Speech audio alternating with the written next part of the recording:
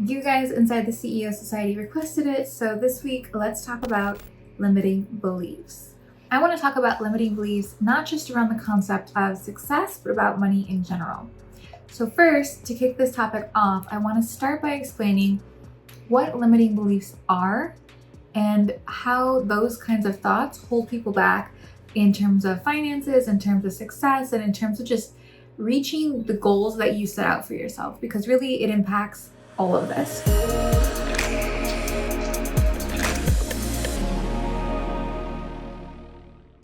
So a common belief that I hear very often when I'm talking to adult creators is a self-limiting belief that is, I can't be successful as an adult creator because it's not a real job. This is the one that kills me because there's so many people out there disproving this belief that it's fundamentally flawed. So while, yes, the average creator that comes into adult isn't going to make $1 million or 100K in their first month, you can slowly and surely over time build a sustainable business. That is absolutely possible. And thinking anything other than I am building a business one day at a time is in fact a self-limiting belief. If you consider for a moment when people launch their, entrepreneurial pursuits, when they go into business for themselves, they usually don't turn a profit until 1 to 2 years in business. And when we come into an adult platform or when we start filming adult content, we typically turn a profit very quickly. So it usually doesn't cost very much to film your first piece of content. You can use a cell phone. I film these videos on cell phones that you're watching right now. I film all of my content on cell phones. And then beyond that, it's just the fee or the transaction split of rev share that you give to a platform after that content is sold. So for OnlyFans, for example, I would keep 80%, the platform would keep 20%. And then again, out of my 80%, I'd save 20% for taxes. So really there's no cost to get started. The barrier for entry is very low. And this thought or this other self-limiting belief of like, I will never make money doing this, it's actually one of the businesses or entrepreneurial pursuits where you can turn a profit fairly quickly and you can kind of gauge the market's reaction to you very early on. So these beliefs about like, it's not a real job or I'm never going to make money doing this, these are fundamentally flawed beliefs. And if you have those in the back of your head, they are going to dictate the way you run your business, the actions you take or the behaviors or habits you exhibit. So first you need to identify what limiting beliefs you might have and then work on overcoming them. What happens with self-limiting beliefs is that they tend to manifest in certain ways. So one of the ways they might manifest is in self-sabotage. Another one might be in low self-esteem or like reluctance to pursue opportunities out of fear, out of, just behaviors that you'll need to overcome. So like not promoting your content or raising your prices, things like this, these kind of behaviors are driven by those limiting beliefs. Now, a lot of people are going to wonder, where do these self-limiting beliefs come from? Well, usually in the world, we all have self-limiting beliefs about many things in life, right? About success or what's expected of us, or certain people are more likely to make it than we are. And all of these things come from our environment, whether that's our direct family and friends, whether that's social, cultural, etc. But a lot of us will internalize negative views around sex, specifically around shame. And then that also adds a layer on these self-limiting beliefs. So if you are, let's say, open about your career or generally open, most people in your life know what you do, you might feel more comfortable making content, more comfortable publishing content to platforms, more comfortable promoting content on social, because you don't have this fear around people in your real life finding your content or finding out about the work that you do. However, if you are holding on to some internalized shame, or you do have a family member that maybe understands what you do and supports what you do, but will still throw negative comments at you or little sly digs every now and then, that is going to breed this layer of shame. And then that internalized shame can make itself known in the lack of behaviors you exhibit in your business. So if you find you're not promoting yourself as often as you should be, or if you find yourself not creating content as often as you should be, it might be worthwhile to ask yourself if that might be because of these internalized feelings or internalized shame that we carry around the business we're in, or that we carry about the content we create. It's very easy to say you feel one way, even though your behaviors might dictate another. sometimes we have to dig a little bit deeper and get to the bottom of it. Now, another thing to consider is scarcity mindset versus abundance mindset. Scarcity mindset comes from the feeling that there's just not enough. There's not enough fans, there's not enough traffic, there's not enough money, there's not enough anything. And this scarcity mindset, because you're so focused on a lack, tends to put you and keep you in a state of lack where you're chasing the next thing, or you won't get off webcam because you have to be there in case someone tips.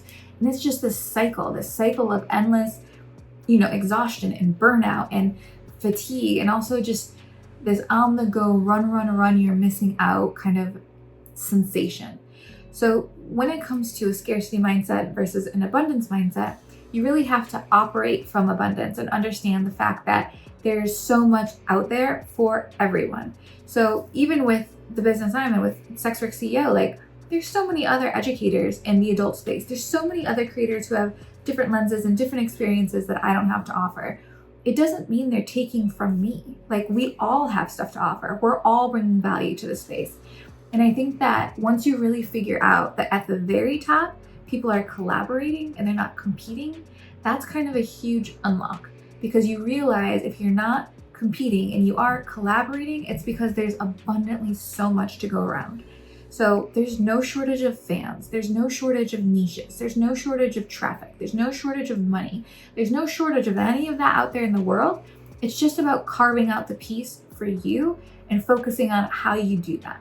So getting out of that state of scarcity, getting into that state of abundance is really going to help with overcoming a lot of those limiting beliefs. A lot of creators too that come through our community often talk about being afraid to charge a certain amount for something, or being afraid to charge a certain price for customs or a certain price for their subscription. There's this shame around asking for money or about setting a price to something, because in order to do that, it's almost like saying, I'm worth this much.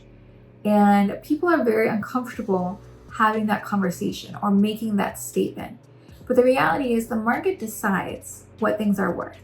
So you are just asking and putting your number out there. And once you've made a sale, or once you make consistent sales, that is the market and the rest of the universe coming in saying, yeah, you're priced right. Yeah, that is how much what you create is worth. And when you really look at things in a macro lens and you zoom out and you have the conversation with yourself, what you are doing is bringing a product and service into the marketplace. The product is the content. The service is the access to yourself that you offer fans, whether that's sexing sessions or girlfriend experiences or what have you. The product and service, the commodities that you bring to the marketplace, they're worth something. And they're worth something because someone is willing to pay you for them. You don't have to prove that. The market will prove that. You just have to find your price point. So I understand this fear of attaching value to something, or this vanity sensation that we attach to saying you want money in exchange for something based off an image or based off your personality. It can be very hard, but you have to really understand that we are in a creator economy. This is the new age, the new world. You are participating in it. And so that you can't move through this space or this era without understanding you have to pick your price point. You have to demand what your product is worth. You have to demand a price in exchange for the value you provide your fans and your followers. And you have to get comfortable doing that, because you should, because you are providing commodity and a product and a service, and you have every right to demand your worth for it. Another reason I find creators really struggle with self-limiting beliefs around the business and the work that we do is this, societal norm that we're up against, right? Because maybe 5-10 years ago, there wasn't this creator economy that we're operating in. There wasn't this new world and this new ecosystem at our fingertips. We've come into the digital age, we've come into the internet age, and now we're in this economy, this creator economy age. So a lot of things are getting re-understood for the first time. A lot of careers that used to exist don't exist anymore. They've been replaced with these new digital age careers, the YouTubers, the Twitch streamers, the Instagram models of our day and age. And it's very exciting, and it's so accessible, and it's so incredible to participate in it. But a lot of us have this voice in our head that tells us that's not a real career, or people are judging us for the work we do, or it's somehow less than, or we're I don't know, like Z-list celebrities or something like that. But you have to understand that this is just a part of doing your business. Like advertising, marketing, promoting yourself, that is a part of informing your audience or informing your followers of the product and commodity you sell. It is a cost of doing business, putting in the time and the effort to grow a social, to do the marketing, to put yourself out there. And you have to kind of release or let go of the societal norms that people attach to influencers, or people attach to OnlyFans girls, or people attach to porn stars or spicy creators or the adult industry as a whole. You have to stay the course with your behaviors and your actions that will get your product and service sold, despite whatever societal stigma you are attaching to what it means to be an influencer, to what it means to run your business on social media. It is a necessary thing to the end result, which is selling your content or your services. We are in this era where careers aren't so traditional. You don't have to go to college for 4, 6, 8 years to have an income of a doctor or a lawyer. You do, however, have to put in the work, do the marketing, do the promoting, do all of the other pieces that get you that end result. So you have to have the courage to kind of continue to do that. A lot of us will experience this fear of judgment, whether that's family judgment, friend judgment, etc., and it'll hold us back. It's very true that we are social creatures as humans, and we want to be accepted socially by our peer group, by our community, by our family, by our friends, and just our loved ones as a whole. So anything that puts you or threatens to put you outside of that circle of safety or outside of that layer of acceptance is very scary. And some of us in the community will have more privilege to do this than other people will. And that also should be mentioned. If you are a survival sex worker, this is going to look differently for you. If you are a sex worker who's doing this just out of the pursuit of doing it as a career and you have that privilege, that's going to look different to you. There's different stigma and different judgments attached to different sex work, attached to different types of content creation, attached to different paths in sex work. Like there's so many layers to this. So you have to understand that that fear of judgment and that fear of rejection is something that does come along with this career. And it can also be part of what's contributing to or factoring in with some of those self-limiting beliefs. And there's just this fear of success, right? Like with success often comes spotlight, especially in this specific line of work, this specific industry. You know, becoming more popular, gaining a bigger following, being on more social media or getting a larger audience, that's a bigger and bigger and bigger and bigger spotlight on the kind of work that you do. When, you know, you have 5,000 followers or 10,000 followers, it's exciting, but you don't feel like you are in the spotlight yet. When you get to 100K followers or 300K followers, you start to feel a little bit of that. And then, you know, you're getting in the 500K and the million followers, and you're starting to get real attention from podcasts, real attention from little news outlets. Maybe you're getting features or backlinked in press and articles. That added spotlight comes with the added success in your creator career. And that can be really scary. You know, no one wants to be that public. No one wants to risk getting canceled for saying the wrong thing. Like, it's very scary to be in the spotlight. And I think that is one of the bigger factors that holds creators back. And one of those limiting beliefs around success is like, you want to be successful, but you're also afraid of what that comes with. And you have to come to terms with one of those things. So really thinking through what that looks like and really thinking through if you're ready to handle that, if you understand fully what that looks like when it arrives at your doorstep, and then making the conscious choice to continue onward with your career and do the actions and behaviors that will get you the outcome you want. There are creators too who don't have social media presence and who do make a career. It's much harder, not good for brand. It doesn't have a lot of longevity in terms of building a brand because you're not on social, and that is free traffic.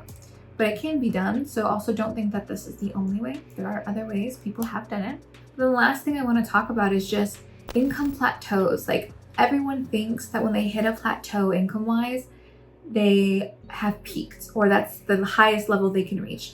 Instead of testing and tweaking and finding ways to engineer getting over that hump and getting to that next level of their business, they tend to kind of put their hands up and say, like, I can't do better than this. Like, this is all I can do. This must be it then. That's a self-limiting belief. It's the comfort and the comfortable complacency of staying where you are and saying, I don't know what else I can do, this must be it. Then the discomfort of testing something new, trying something new, failing at it probably 1,000 times before you find out how to make it work. It's that comfort that you're in, that familiarity. But in order to get past that plateau, you have to be uncomfortable. You have to try and test new things. So when you hit that plateau or that like ceiling on your income, realizing that that's really an opportunity for growth, and it's a limiting belief that this is as far as you can get, or this is the only level you'll ever reach. You have to shift that paradigm a little bit and understand like, no, you're just familiar here. You're comfortable here. And that's why you're stuck here. You have to push yourself, get a little uncomfortable, and try and test some new things to get you over that hump and get you to that next level. Overall, I just think that a growth mindset is very, very important. Continuing to look for new information. You know, we put out information inside CEO Society, the stuff that we don't want fans to see. You know that we put stuff out on all our socials. You know that we're pushing our YouTube videos and all our courses. If you're watching this one, you're seeing the others. We have our product GPTs now, which will help you to understand pricing strategy, or will help you to understand sales psychology, write your bios, whatever you need. Our NSFW AI GPTs can help you with. So relying on the tools and then using our channels and other people's channels to continue your education and to continue understanding how to build your business and how to think of it like an entrepreneur is going to be really important, because the only way you really fail is when you quit or when you stop trying to learn. So I hope that you enjoyed this video. I hope that you can identify some of your own self-limiting beliefs and make those changes so that you can move into the next level of your business and hopefully not gatekeep and take some of the rest of the CEO squad with you. Thank you so much for watching.